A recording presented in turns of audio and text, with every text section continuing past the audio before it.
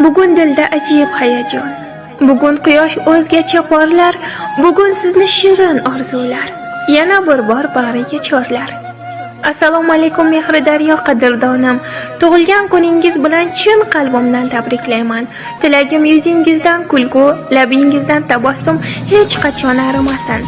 Duolarga ochib kaflarni, sizga tilab tillo baxtlarni, yaratgandan so'rab baxtlarni.